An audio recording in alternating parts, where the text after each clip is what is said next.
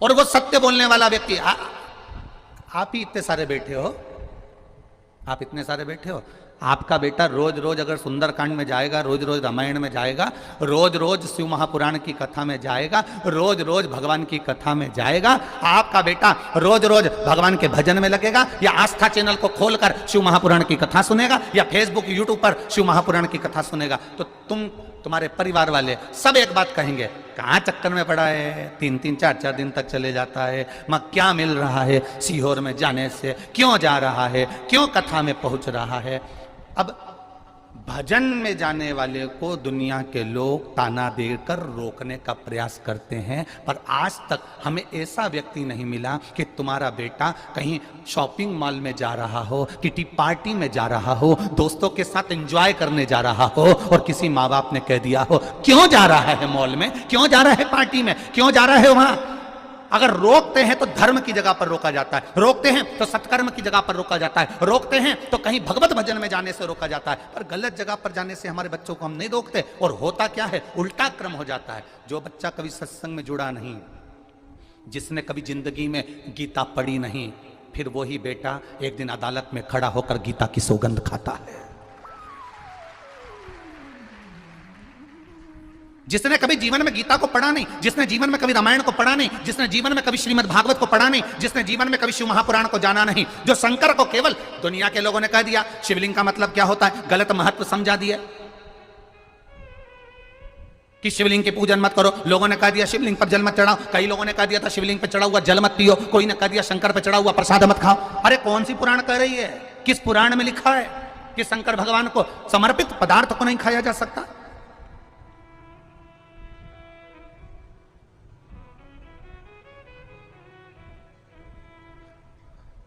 गुड़ खाते हैं और गुलगुले से परहेज करते हैं।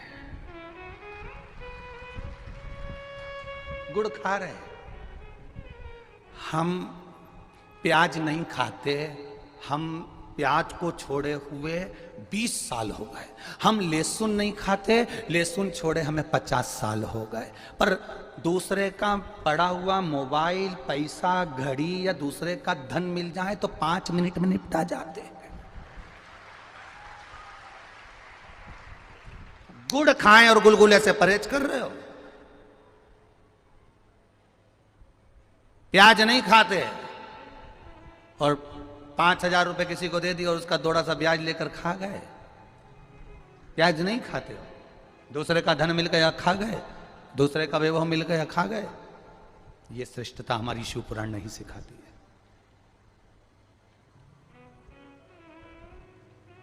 ये श्रेष्ठता हमारी शिव पुराण नहीं कहती। शिव पुराण कहती है कि अपने बच्चों को भगवत भजन तक भेजने का प्रयास करना।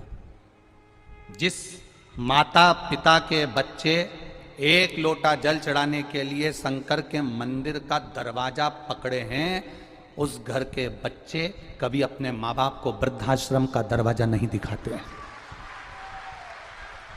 उस घर के बच्चे कभी अपने माता पिता को वृद्धाश्रम का दरवाजा नहीं दिखाएंगे। जो संस्कारों से पोषित हो गया, जो संस्कारों के प्रबल बल पर आ गया, वो कभी जिंदगी में अपने माता पिता को वृद्धाश्रम का दरवाजा नहीं दिखाएगा। और तुम अंदाजा लगाकर देख लेना, यहां पर बैठे हुए ये जो 14-14, 15-15, 16-16 जजमान बैठे हैं, ये कोई कम नहीं है।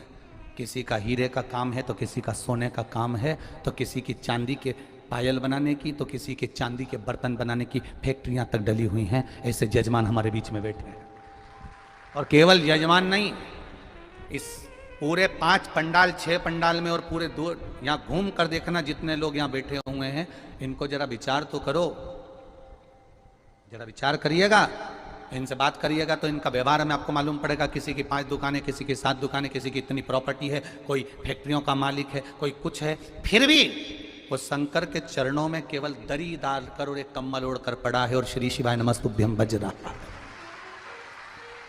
श्री शिवाय नमस्तुभ्यम भज रहा है। और हमें जरा सा बल मिल गया, हमें जरा सी सत्ता मिल गई, हमें जरा सा वैभव मिल गया, हमें जरा सा लोगों ने चाहना प्रारंभ कर दिया, हमें जरा सा लोगों ने कहना प्रारंभ कर दिया, वाह भैया वाह भैया वाह भैया कर कर। जब लोगों ने हमारी प्रशंसा करना प्रारंभ कर दी तो हमने सोचा हम ही सर्वश्रेष्ठ बन गए और दूसरे को नीचा दिखाने का प्रयास करने लगे। अरे इनसे सीखो, जिनके घर में 4-4 नौकर पांव की चप्पल तक उठाने के लिए है महाराज, जो अपनी प्लेट खुद मांझ कर भोजन कर रहे हैं। इनसे सीखना चाहिए, सीखना चाहिए। ये जितने जजमान आए रोज प्रतिदिन समीर जी से, आशीष जी से, आकाश जी से रोज कहते हैं कुछ भी करो आकाश भैया, कुछ भी करो आशीष भैया, एक कथा गुरु जी की हमको दिलाओ, एक कथा हमको दिलाओ। समीर भैया, आकाश भैया रोज कहते हैं देखो फैलारा कितना बड़ा है, कथा तो करवा लोगे, फैलारा बहुत है। तो उन्होंने कहा जब यहां पर भी महादेव संभाल रहा है तो वहां पर भी महादेव संभालेगा, अंतर केवल इतना। रोज प्रतिदिन एक ही बात होती है, कथा हो कथा हो कथा हो। अब विचार करिए।